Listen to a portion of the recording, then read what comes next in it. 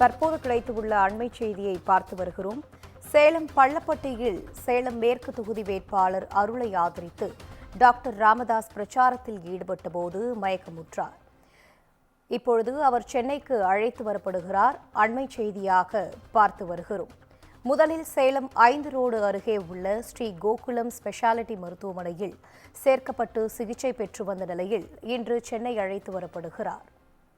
அண்மை செய்தியாக பார்த்து வருகிறோம். இதுகுறித்த கூடுதல் விவரங்களோடு இணைகிறார் எமது சிறப்பு செய்தியாளர் காவ்யா. காவ்யா, வணக்கம். இதுகுறித்த முழு விவரங்கள். வணக்கம் அனிதா. சேலத்தில் பிரச்சாரத்தின் போது மயக்கமடைந்த பாமக நிறுவனர் ராமதாஸ் தற்போது சென்னைக்கு அழைத்து வரப்படுவதாக அறிவிக்கப்பட்டிருக்கிறது.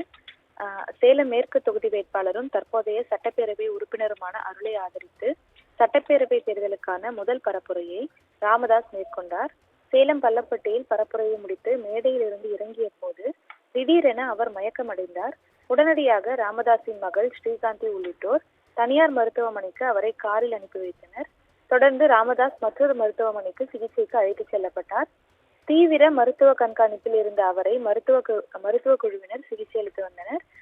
தொடர்ந்து முதற்கட்ட சிகிச்சை முடிந்து மருத்துவமனை மேலாண்மை இயக்குனர் தெரிவித்திருந்த போது மருத்துவர் ராமதாஸ் அவர்களுக்கு வயது அதிகமாக உள்ளதாகவும் தொடர்ந்து பிரச்சாரத்தில் ஈடுபட்டதால் உடல் சோர்வு ஏற்பட்டு மயக்க நிலைக்கு சென்றதாகவும் தெரிவிக்கப்பட்டது.